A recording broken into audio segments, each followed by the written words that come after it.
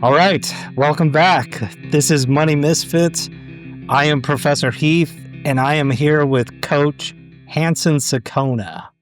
Welcome. Appreciate you. Yeah, absolutely. So your introduction, it obviously starts with you're the defensive coordinator for the College of San Mateo Bulldogs. And I want to say that we are state champions, but for some reason I continuously hear that we are national champions. So are we national champions or state champions?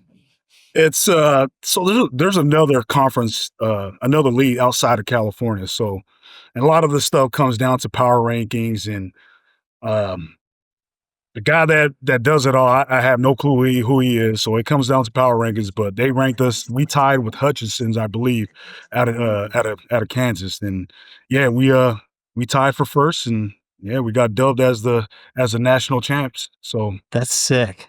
yeah. That's sick.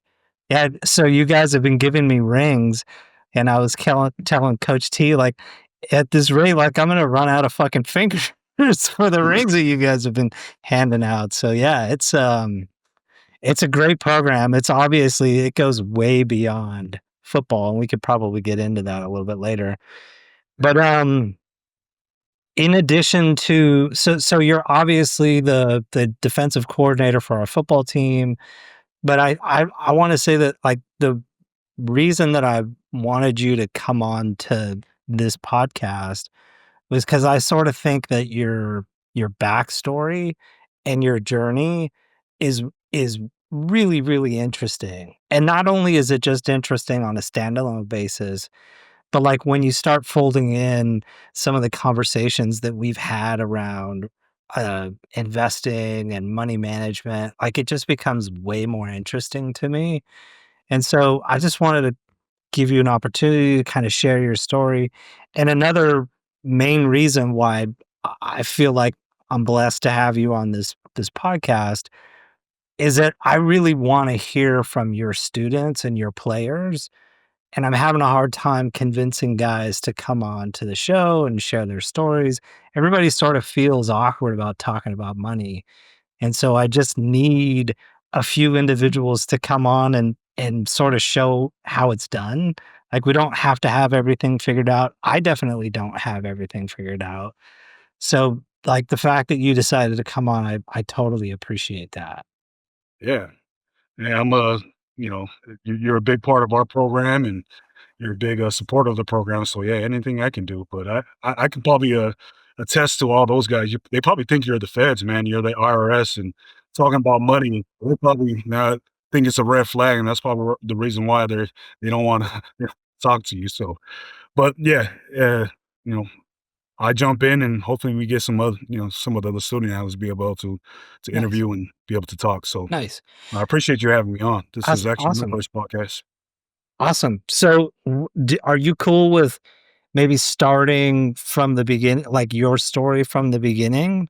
Um, like, maybe talk about how education and money was it a topic of conversation in your family when you were growing up?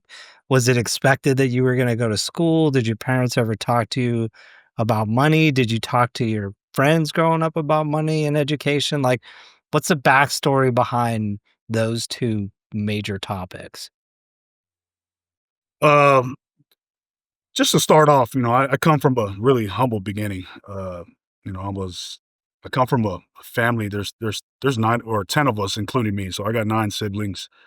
I got 4 sisters, 5 brothers. So I'm the baby of the bunch. No shit. So first generation. My parents and my grandparents migrated out here to the States, and I was actually born down in SoCal, out there in Pomona General Hospital, and then I believe we picked up and moved 98 when we moved out to the Bay Area and resided out there in San Mateo, and kinda, changed my whole trajectory of my life, because everything that was happening down in LA, it came fruition, right? Because I know a lot of my brothers were getting caught up down there, and, I thought it was my parents thought it was gonna be a good opportunity to come out here, and, obviously my dad had a job out here, and, but, going back to you were saying as far as money and school, always said that was always hammered to us when we were young, man. Go to school, so you don't. My dad would always tell me, man, go to school, so that way you ain't doing all the hard labor that I'm doing.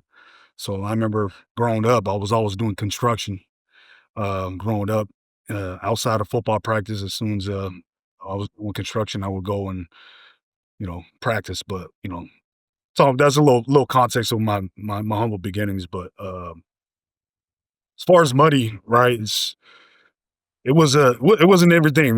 We grew up poor. I mean, Yeah. we were broke growing up, but we obviously come from a big family, and I had a hell of a childhood, man. I don't take anything back, even though you weren't thinking about all the little things, but as if you had top ramen and you had cereal, man. We made ends meet, so I don't take it back my upbringing by no means. No shit. So I'm not um I'm not definitely asking about what the specific conversations were, but was there ever any conversations like around, credit cards or establishing credit or budgeting or investing? Like, was any of that like on your radar as a kid? Or because it wasn't on mine. Just to be full disclosure, like, I never had those conversations until I was probably, like, 28, 29, and I don't think I ever had any of those conversations with my parents, so I'm just kinda curious to see if anybody's had those conversations within their family context. Not at all. I mean, Okay. it's paying bills, right? Trying to get by and trying to survive. It was just survivor mode. It was not thinking about the future. We were just trying to live paycheck to paycheck and we're just strictly survivor mode. And I know there's a couple times where we did miss payments, and you know, you know, and especially when the 2008 market crashed, and unfortunately we lost our house. We were residing down at the village, and we lost our house down there. But yeah, man, it was survival mode. Nothing was talked about, man. It was go to work, trying to make ends meet and pay the bills, and nothing talking about freaking investing. There was no Roth IRAs. There was nothing. Yeah, Nothing about saving because we're living paycheck to paycheck. got it. And so are you so before we get into, your transition into CSM, are you cool talking about your track record before CSM? Or are we okay covering that topic? Yeah, most definitely. Okay, so for the at a high level, the only thing I really know about your backstory is that you spent some time in juvenile hall. So, like, do you want to kind of talk about how you ended up there and then how you left that to go to CSM? Yep. I'll kind of give you the Cliff Notes version of it, but Okay. make a long story short, I wasn't a saint growing up. Neither was I. Neither was I. I probably made about 7 trips, going in and out of juvenile hall, and then the last time I probably spent about a good year. Obviously, I lost my whole senior year, and got a chance to really sit down. You had a whole lot of time to think about your life, so uh, I spent some time at Hillcrest, and then I went to Camp Glenwood and spent all in all almost a year in the system. But part of the program, you had to talk to a furlough program officer, and in order to get out. I remember the judge to this day was Judge Diaz. Said you had to have a plan to get out, and that's where College of San Mateo came erupted. And obviously, me having a football background, Coach T and Coach Owens were big advocate, and they were doing they visited me when I was in jail.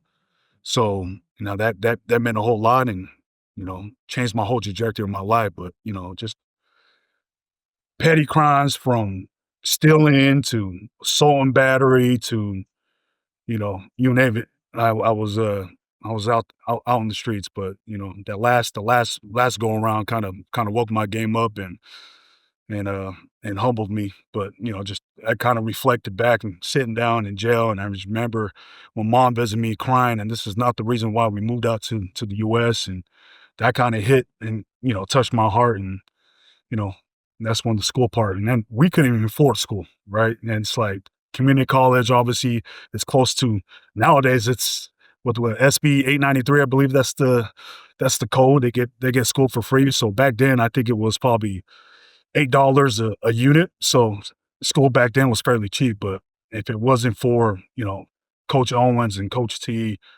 I don't think I'll be talking to you right now, Professor Heath. No shit.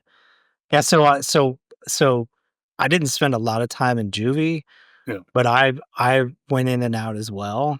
Um, for battery, I was arrested. I was I was arrested for throwing rocks at one of my PE teachers, uh, and then got arrested for doing drugs in the back of a truck in the parking lot of the Palo Alto police department. Mm. Uh, Did the PE teacher deserve that rock thrown to him? I definitely I definitely saw it that way. The principal didn't. The principal was awesome too. He fuck, man, he came into so we were working at a gas station, and this was after the incident, so me and some guys that I was going to high school with, we were working at the local gas station, and so the principal came to the gas station to get 4 new tires. And his reason behind coming to the store was to just, like, talk to us about the direction of our lives, and so, like, he just pretended like he needed new tires, and I tell this story to my students all the time, like, we fucking charged him for the most expensive tires, and we gave him the least expensive tire, and we pocketed the difference, and it's just like, fuck, I feel so bad. So, like, he definitely didn't deserve that, but the PE teacher most definitely deserved the assault. But so, like, I share a similar story to you, um, and I also remember, you know, thinking back in that time. So I was ultimately arrested when I turned 18. I was arrested for possession intent to sell massive quantities of methamphetamine. And so was looking at like a pretty serious, like if I was convicted, I was looking at a pretty serious conviction, felony drug conviction. And I just remember thinking, fuck, man, this is not what I had in store for myself. Like this isn't the direction I want to go into.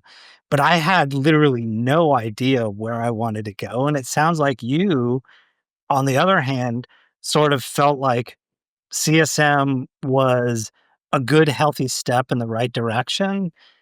So I want to go back to your story and just sort of like, not to put you on the spot, but like, let me back up. I, years later, ended up at a community college and I was like 22. And I remember stepping foot on my campus for the first time.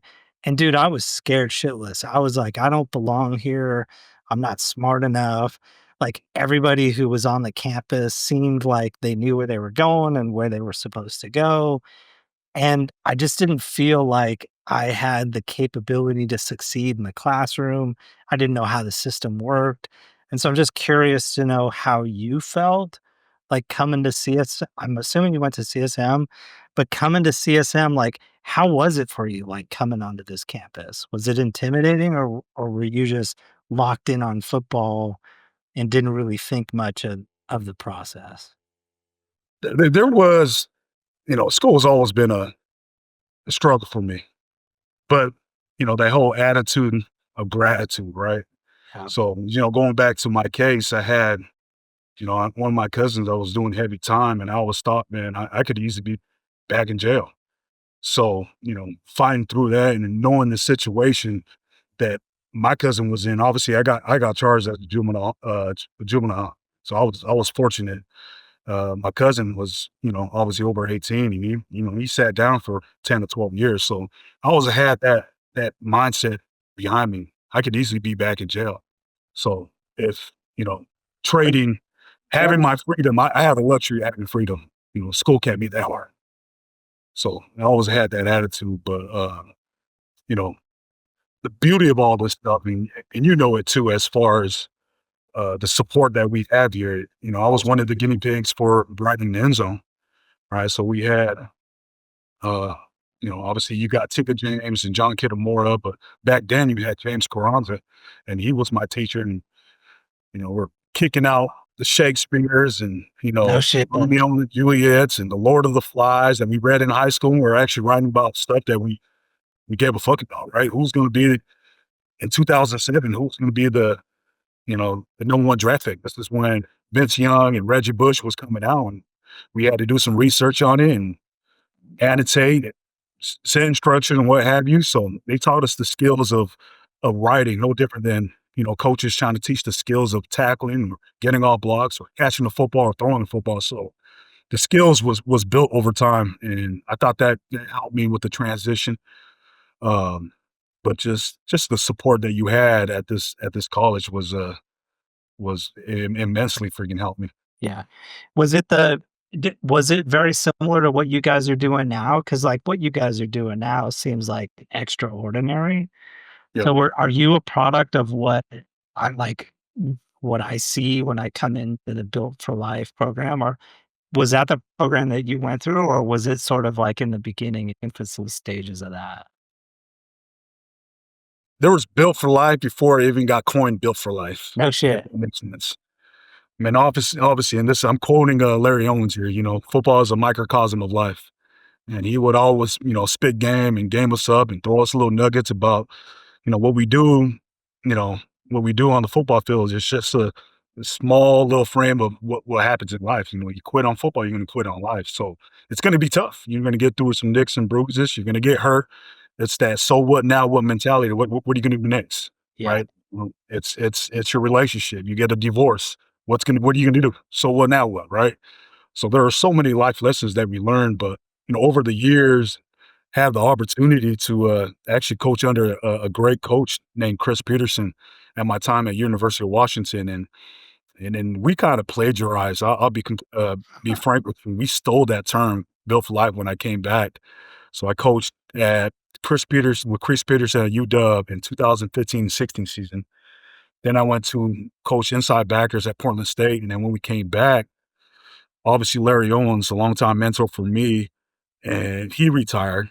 Um, T, who was a defensive coordinator at the time, he bumps up as a head coach, and he hires me as a DC, and we just bounced ideas, talking about the culture of the team, and kind of shared my experience with Built for Life program that Chris Peterson has set forth with his program, and man, it paid dividends, man. It was funny, man, just sitting in those meetings, and we did topics about, you know, decision makings and what's going to happen at, you know, give you an example of decision makers. You know, you go to a club or you go to, you know, go to a bar, a guy freaking, you know, he steps on your shoes or he pours beer on you. What are you going to do? Right. So it's like real life situations. Yeah. Right. So, and it was fun. It was a great time. And I remember those kids role playing it, and there was a whole lot of other life lessons that he taught, and I you know, sitting there, I was 26 at that time. I almost felt like he was talking to me at Oh, shit. 26. But, but yeah, there's a lot of correlations that what he did with this program that we're doing here, and but going back what I was saying, Larry Owens and Tom Martinez, who coached up Tom Brady, right? He was the quarterback whisperer. This was long before me, right? Yeah. So there were, the guys that came before me were doing that long before. And so you spent how many you were you 2 years at CSM, and then you transferred out, or were you 3 years? I was 2.5. I did an extra semester, and then I had an opportunity, you know, I was fortunate enough to get a scholarship to, Kansas State. Spent, spent about 2.5, almost 3 years at Kansas, Manhattan, Kansas, the Little Apple of all places, right? So, it was a little eye opener, man. Met some of my best friends or, you know, I met over there too, and it was, was a heck of an experience, man. It was a humbling experience. How did you so I was just talking to 2 guys that were on our basketball team. Yep, One went to San Diego State University, after CSM, and he ended up, uh, like, for lack of a better word, flunking out his first year because he just wasn't prepared. So he didn't go to play basketball, he just went to go as a general student, yep. and he wasn't really prepared. So he had a really, really tough transition, and I remember I going from community college off to my 4-year university. I was like I struggled that first year as well, so I'm just wondering, did you have a similar experience? Like, was your transition to Kansas State, was it smooth? Was it rocky? Like, how was that experience, like, in and out of the classroom? I think this story is worth telling. I mean, just obviously, I'm a West Coast guy, right? Yeah. I grew up out here. I was born in LA, but grew up out here in the Bay Area. But moving out to Manhattan, Kansas, right? It's middle of nowhere. It's it was a quick little story with this one. It's you'll find this one funny. So obviously, you're either black or white out there, right? So I go out there and had a conversation and chopping it up with the guy out there, and he was like, conversation goes on, and he was like, "So, what do you, what tribe do you belong to?" And I'm laughing. I'm like, "said I'm indigenous. I'm just indigenous to the South Pacific." So I start naming off like at the height of the Pittsburgh Steelers. You had Troy Polamalu. You know who Troy Polamalu is? Yeah. Yeah, he's Samoan. My native country is like a little south of there. That's Tonga. That's where I'm from. But that's the tribe. That's the tribe I belong to. That's awesome. It's, like, totally inappropriate, but, like, totally authentic as well at the same time, right? But they don't know what they don't know, right? Yeah. So it was a big culture shock for me too. So like I said, you were either white or black out there, but it was humbling experience, man. Because when I grew up, obviously all the white folks that I grew up with, man, they it's a term that's coined, kind of bounced around now. It's like privilege. And I grew up out in the West Coast, and all the guys that had all the nice stuff, right, were usually the white folks. Yeah. I go out there, right, and I called up T. There's another story, and I shit you not, I called up T. I said, "T, there's white folks over here serving over here at McDonald's." That was a freaking eye opener for me, man. I was like, over here it's usually your minorities, right, your Hispanics, and your African Americans that's usually working at those fast food restaurant chains, but I'm seeing white folks, and they coined them the trailer park white folks. Right? So it humbled me. It humbled me big time. So I had my preconceived, you know, notion of what a white person is, but when I go out there, everybody's in the struggle, right? So everybody has a story and everybody has a struggle. So it kind of opened my eyes out big time in that perspective. Nice. Nice. So you spent 2 years out of Kansas State, and it sounds like from what I read, you started every game you played. Um, eh, Graduated. What was your degree you graduated with? It's funny, right? So obviously been in the system during my adolescent years. I wanted to major in criminal justice of all things, right? Yeah. Um, I wanted to be a little smarter than the people that were arresting me and kind of know kind of the in and outs. But I had no intentions of being an officer or a cop. I actually wanted to come back and give back to the community I was raised in. I had some really good counselors and good mentors when I was when I was doing time. A guy by the name of Mr. Hubble. Batista was another guy that was at Camp Glenwood. A handful of other guys that were in my corner, and that was kind of supporting me, I was doing a bunch of programs when I was in there, so they were I tip my hat off to all those guys. But that was kind of my end goal, right? To go back to juvenile hall, Yeah. uh, be like a group supervisor. Yeah. And so how did that go? Like, because obviously that's not where you ended up. Right.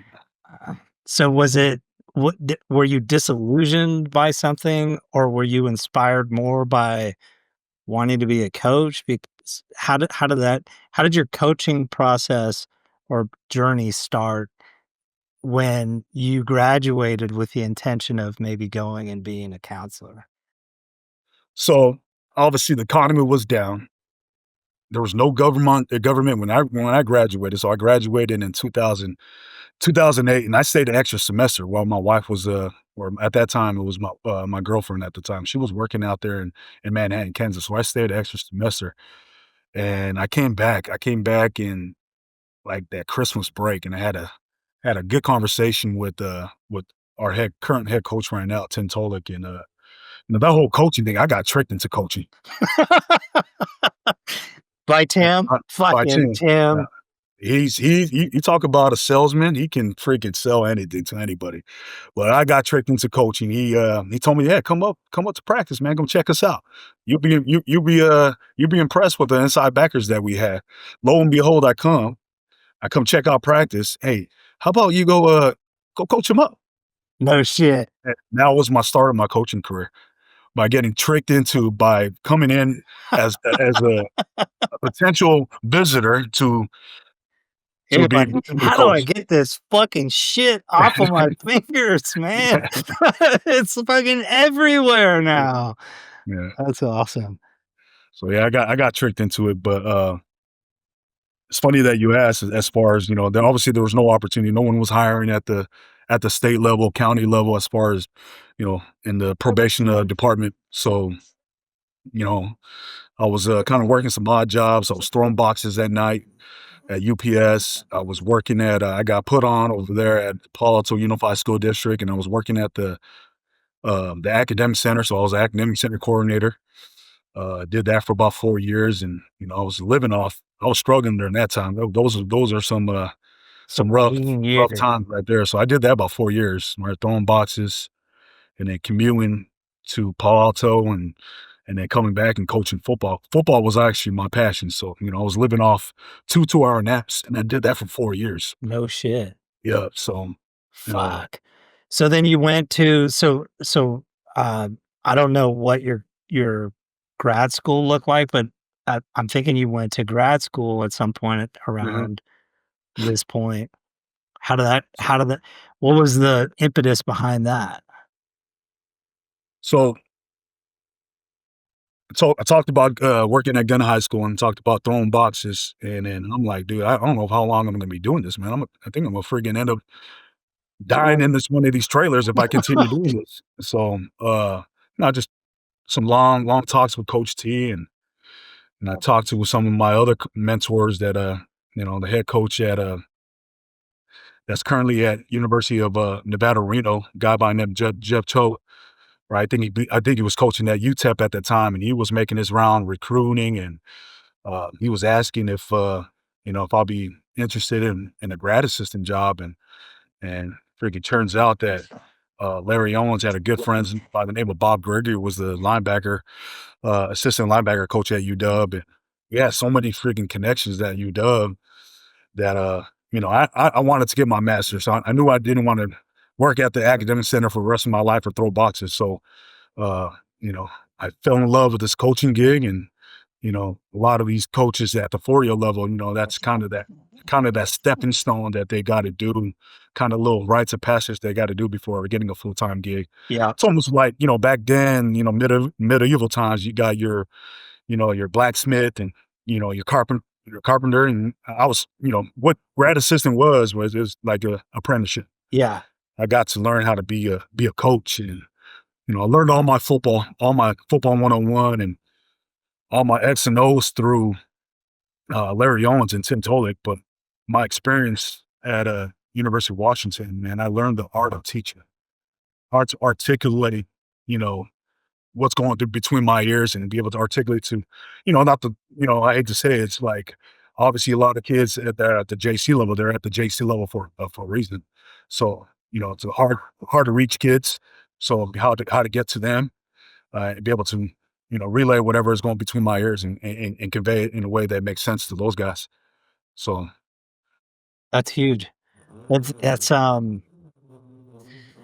Yeah, so, like, I was thinking community college was our parallels, but, like, listening to you speak, like, there's a lot of similarities between our stories. Because so I was working construction after I dropped out of high school, and I was installing linoleum, and so I was, like, on my hands and knees every day, and I was thinking, "Fuck, how am I gonna do this when I'm 40 or 50?"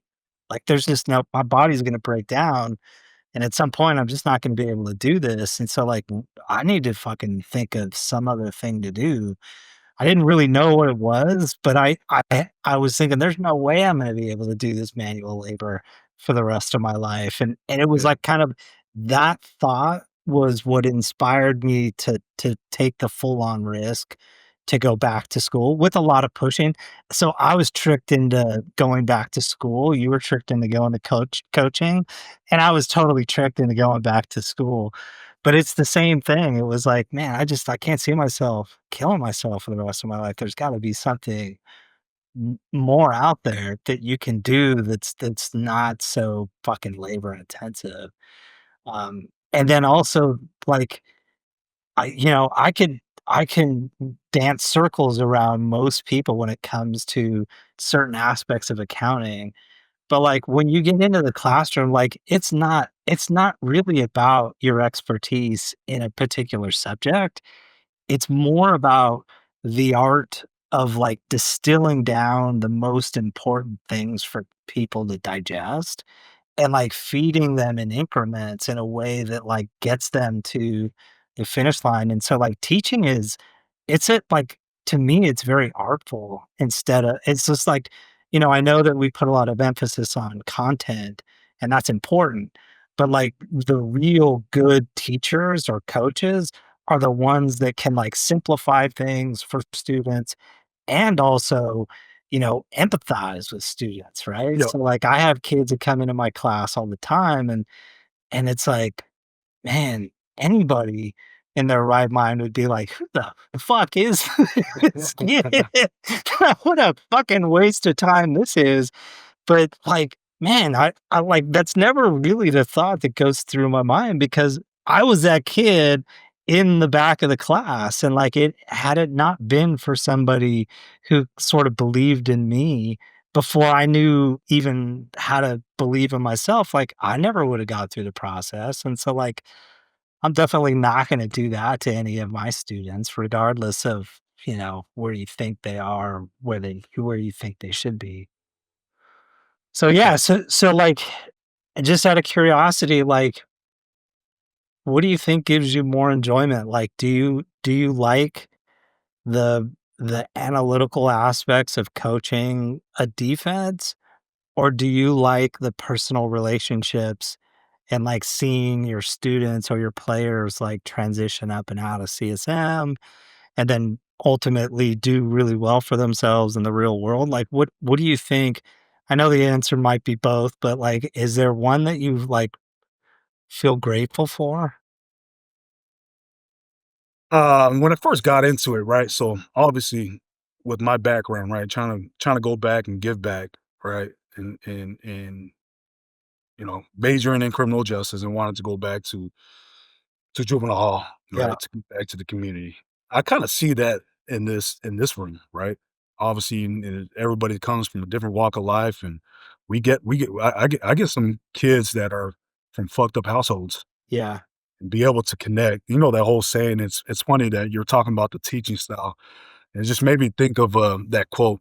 A player or a student doesn't give a rat's ass what you know, right? Unless you show them that you genuinely care. yeah, Right, and that goes back to the connection part and empathizing that you mentioned earlier, but, leaving myself vulnerable, right, and it starts with recruiting kids, right, and when you recruit the kids, you're recruiting the parents, you're recruiting the whole family, but just being transparent up front yeah, and just be able to connect with them, and obviously, this profession, I spend more time, and I just had a newborn, not a newborn no more, he's 6 months now, but I spend more time with these kids than I do with my own boy.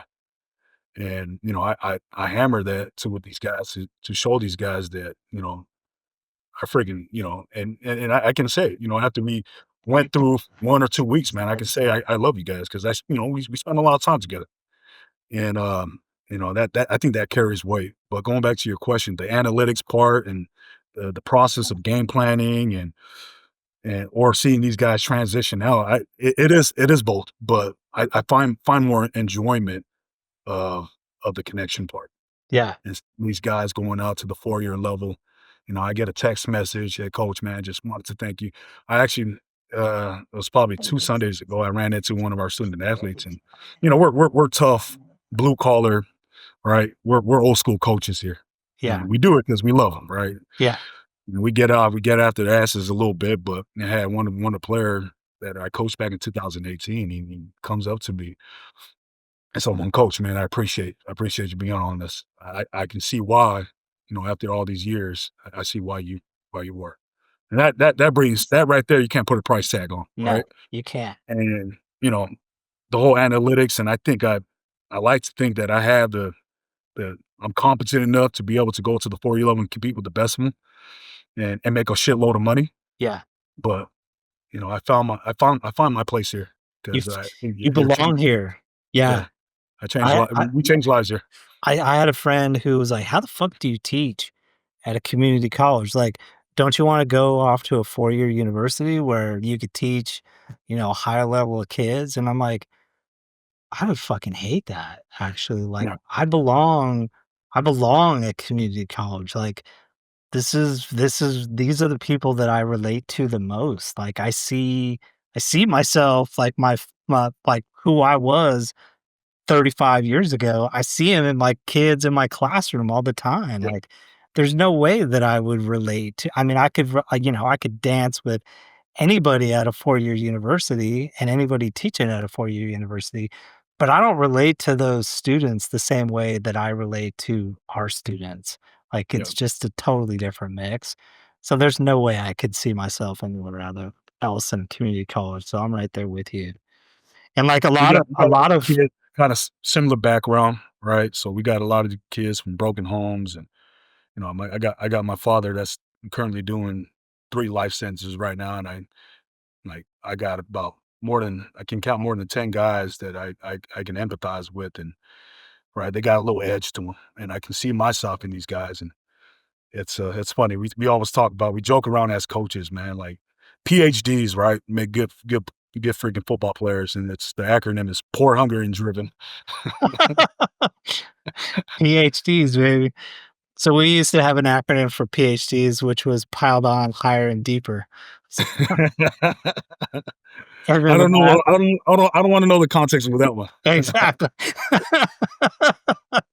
So, anyway, yeah, so, like, I like, listening to you speak is very powerful. Like, a lot of what you say, I feel like I don't even think I could articulate it the same way, but the empathy and, like, relating to the kids that you're helping guide is, like, what I personally find the most rewarding here. Like, and I'll just be totally blunt, like, I'm not proud of a lot of the stuff I've done in life. Like, I've made a lot of mistakes and I've hurt a lot of people, and, like, it's not limited to when I was young and dumb. Like, I've made stupid decisions even as an adult, and, like, there's no making up for it. But I feel like when I'm at CSM and I'm, like, at my best at CSM, it's my opportunity to, like, sort of be at peace with who I am, because I feel like I'm doing really meaningful stuff here, and it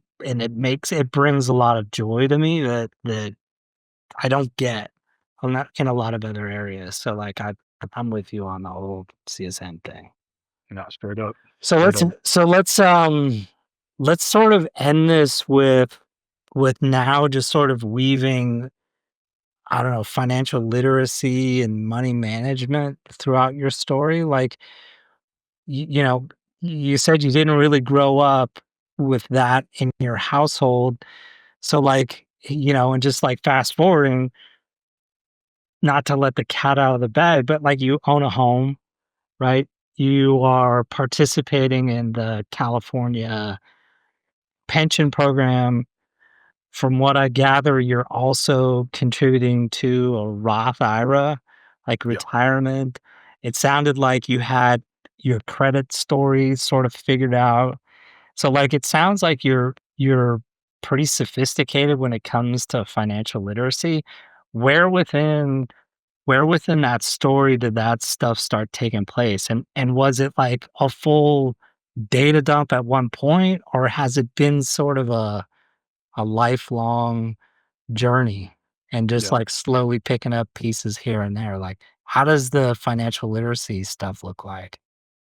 Yeah, it was, to be completely frank with you, it was recent. I mean, it was right before COVID when you came and talked to us, right? You gave us a whole rundown on, gave us a little spiel on financial literacy. I think that's when I started my Roth IRA. I mean, give you some context, man, it's like, you don't really think about it. I mean, and going back to I shared my story with, working at the, UPS and working at Yeah, gun high, I was making peanuts. Even as a grad assistant, man, I wasn't making little to nothing, right? yeah, Work coaching here, I was only making enough to pay my gas. So it's hard to think about all that stuff because I was trying to figure out who I was, right? And yeah, trying to find my purpose in life. But yeah. and then, making some good money You mind if and I stop you just for a second? yep. Like, so when you were, like, basically barely making it, what was your relationship with credit cards? Like, did you rack up a bunch of credit card debt, or were you, like, staying clear of all that stuff? Because that's, like, the number one you're like, the way you describe that part of your life, you're, like, the primary victim for predatory lending, and, Yep. like, you're the primary character in most stories where people get caught up in credit card debt that they're burdened by for years after. So, like, what's that story like? Yeah, so it started, and I had some, like I said, I have older brothers that kinda, threw some nuggets growing up and, here and there, right? And I was a knucklehead growing up. I wasn't really wasn't trying to hear, but I do remember my brother Ed, who was the second oldest in our second oldest boy in our family. He always talked about credit. "Do not mess up your credit. Credit is everything."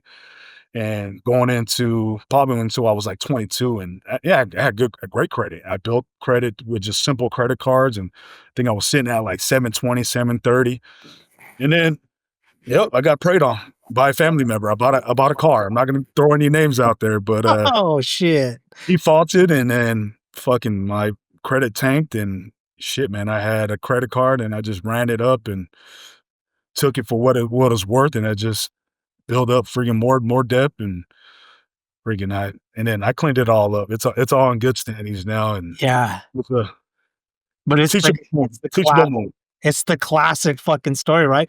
I have the same experience, and dude, like, my experience even followed me past college. So, like, I was working at PricewaterhouseCoopers, and I was traveling across the US. We were valuing hotels, and they gave me a corporate American Express card to use for traveling expenses. So I was, like, traveling during the fall semester, well, like, like, October, November, and December, and I was racking up these huge fucking bills, and I met my wife at the same time, and she lived in the Bay Area, and I was living down in LA, and I was like, "Fuck, I need to, like, move back up to the Bay Area. I really like this girl."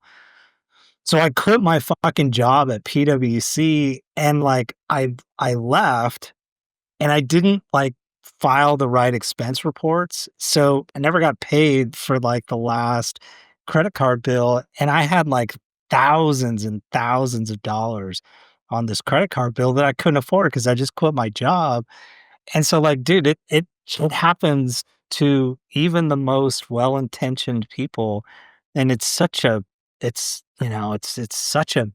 huge problem. So don't feel awkward. I'm just asking the questions Yeah, just so we could both sort of put it out there for people to sort of remove the shame and identify avenues to explore to get yourself out of that, which is beyond the scope of this conversation. But there are definitely strategies to rid yourself of that bullshit. So I yeah. apologize for stopping you mid story, but I really wanted to get that out. So anyway, so you were on point, you were on game when it came to credit and credit history, and you got into some trouble. Continue. And I said, "Fuck it." I ran all my credit cards, Oh, just like you shit. said. this is when I was doing my master's program. When I was in grad schools, I was barely making any money. It's like I said, I was making peanuts at being a grad assistant, and one credit card led to another credit card, and maxed up all of them, and then yeah, that was that's what she wrote. And that's what she wrote. So what was so that's maybe like the tailspin. But then how did you kinda get out of that? And then what are you currently doing when it comes to the way that you spend money? Do you budget? Does your family budget? Is Yeah, that an issue? Do you contribute to something outside of the pension that we participate in CSM? yeah. Like I said, I started becoming fascinated with this, right? You gave, and then it dates back to 2019 when you gave the whole, financial literacy and the whole concept of compound interest, and I heard it in passing, but Yeah, it just didn't really resonate with me.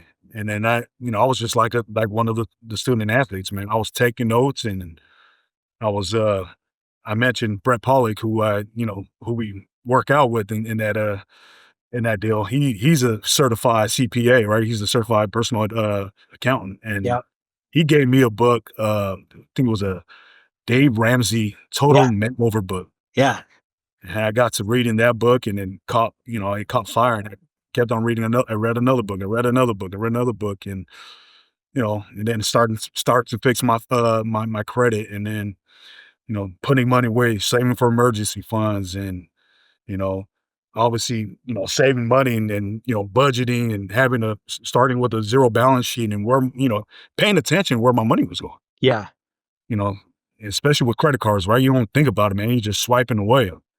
So just being really intentional with, be intentional and being deliberate where your money is going, and starting that zero balance spreadsheet, and seeing where it's going. And I was living off, I had the opportunity to stack all my money, right? Here at College of San Mateo, and we were living off my wife's income. yeah. That gave us an opportunity to save for a down payment for a house as I was continuing to build my credit. And, baby was born, started a 529 with him. No shit. So saving 529. And then, for the last 5 years, I've been contributing to 6 years, I've been contributing to a Roth IRA. That's that's that's But crazy. I give, I pay homage to you. I mean, that's a credit to you. And when you kind of sparked it up, and I heard it from different avenues of, talking about compound interest, but the big part of the stuff is application, right? You can hear all these freaking great advice, and great freaking, you got social media that's a double-edged sword. There's a Yeah, whole information there you can gather, but yeah. it's the application part that freaking carries weight, right? We, we so yeah, 2 things. I was just talking to 2 kids earlier today, and they were saying, "Yeah, I get," like, I asked them some very similar questions. They're fresh out of college right now, and they were saying, "Yeah, like, I one of them is actually both are contributing to their Roth IRAs, and they're like, "Yeah, we heard you speaking about that." They didn't take my personal finance class, they took, like, a corporate accounting class, Yeah. but I do talk a little bit about compound interest, and they were saying the same thing you were saying. They were like, "Yeah, I heard it, but it didn't really, like, sink in the first time I heard it." It wasn't until very recently where they were exposed to it again for, like, a second and third time, where they were able to, like, really step back and appreciate the power of compound interest. So, like, you I literally just had that conversation with somebody today. So like, a very profound thing that I think I'm gonna take away from this conversation. But the other one that you said, which is so huge, is like, there's it's one thing to understand the theory behind that stuff, but it's a totally different issue to start opening an account, picking out what you want to invest in. Like, those things are there's a lot of complexity in that. And to move from, "Oh, yeah, I really should invest," to I'm actually investing, that that space is where most people fail when you Mhm. go back and look at why they didn't really reach their financial goals. It was because they were totally overwhelmed with how you start, how you open up an account, how you, what is a Roth IRA as opposed to a traditional IRA? What's like once you have an account and you have IRA, like what do you invest in? Like Mhm. what's the S&P 500? There's so much space in between like the theory and the practice that's really where I've like been spending most of my time with in my workshops these days is like really walking through the mechanics of how to get started. And I will tell you that I learned that through you guys. Mhm. So it was coming to your program and talking to your students and talking to Tim and talking to you where I really started to like appreciate that gap between, man, it's just like, yeah, you could talk about compound interest, but how the fuck do you do it? Like Yeah. how do you get started? So, like, I would love to take credit for Yeah. your your journey, the starting of your journey, but it wasn't me. It was just like being exposed to it again at a different at the right time in life, I think, for you. Yeah. And it's just like one of those things that's just an ever evolving, continuing journey and something that you're constantly learning. Yeah. So, Yeah.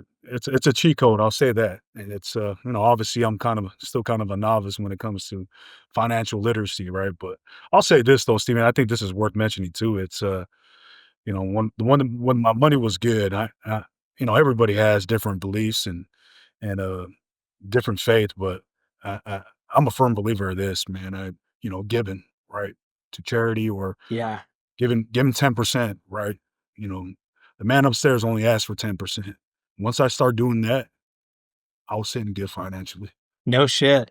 Yeah, I yeah, had like one of my best friends preaches the same exact thing. So I don't do that, and yeah, he was getting on my case very recently. He was like, "Dude, I fucking donate to my local church and my community, like, I'm always giving back, like, financially giving back." And he was saying the same thing you said. It was like, it wasn't until he started doing that where things started working in his favor. And he was he smuggled drugs into a foreign country, got yeah, arrested and spent 5 years in prison and has a very sordid past yeah, like us, yeah, and he's very well financially stable, and he was saying that one of he's a firm believer in the fact that, like, giving back is one of the things that once he started doing that, he really saw a lot of other things falling into place, so yeah. It's just been a little blessing in disguise. I've been doing that just as long as I've been putting some money into the Roth IRS. So I've been doing it diligently and faithfully the last 6 years and paying my full tithe, right? 10% is what the yeah, man upstairs asked for, and it came back friggin' tenfold. nice. Alright, well, let's end with I'm gonna ask a question, and you're gonna give me an answer, and I'm gonna be like, "Yeah, I don't know what the fuck you're talking about." Shoot it. Your favorite your favorite defensive play to call in a game? Favorite defense play, you gotta give me some context. There's the situation. What is it? Okay, okay, First play, so 5 okay, starters, fair 2-minute enough. So drill, last play of the game? you are it's probably 20 seconds left in the game. You're up by 5. Team is like 4th down, looking to score. What's the defensive play you call in that context? Right now, Well, if we're give me the word, like, give me the "this is the call." Give me, like, the fucking verbiage. it's funny, you're gonna laugh at this one, but it has nothing to do with the word means. The call is foul. Fob? Yeah, it's not the guy fresh out the boat, but the rhyme and reasons of why we call certain things, but foul is the call. Nice. And then what is it? Do you share that, or is that the secret sauce that we don't share? It's the secret sauce. There Okay, there might be our opponents might be listening to okay, this. okay. I'll ask a better one then. Yeah. One that you can share. So I'm, like, a huge fan of, like, Hard Knocks. and like Yeah. the QB stories on ESPN. So I'm constantly watching shit about football. And I can't tell you, I could probably count like 100 times where I've heard cover zero. And my wife is also a huge football fan. And we're like, do you know what a cover zero is? And she's like, no, I have no fucking clue. She's like, do you know what it is? I'm like, yeah, no fucking clue. So what is cover zero, dude? How's that? That's when you're getting after the quarterback now. It's or it can be a run pressure too, but you're blitzing 6 guys and everybody else is covered. You got no gone safety, you got no one high, so everybody's locked up on the 5 eligibles, and you're bringing like 6 plus guys. Got it. So So cover you got zero, it's great man-to-man coverage, cover 0, you got 0 help got on it. top. You're on an island. Okay. Yep. Fair enough. All right. Well, I think that's a mic drop moment, dude. Like Yeah. we're wading into conversations that I know nothing about. So I think it's time to call it a day. Well, I appreciate you having me on, man, and, I just wanted to shout out you, man. You do a lot for our community here in San Mateo County, and I know you're a big supporter of our football program here, and man, I just want to salute you, man. I I appreciate you. appreciate that. I appreciate that. Thanks for the kind words. And I'll end it with this. There are moments when I'm on campus and when I first started teaching and I would cross paths with you guys, and I was always like, man, those guys are so fucking cool. And when I first started running into you and saying hi to you, after our interactions, I would walk away and I'll be like, man, I can't believe that guy's nice enough to talk to me. It's like the coolest fucking thing. So like I totally appreciate being around your community, being with your players, being with you and Coach T and all you guys. Like I've learned a lot. I've gotten a lot out of the interactions. And so yeah, I appreciate the kind words. They didn't go unnoticed and more to come. More to come.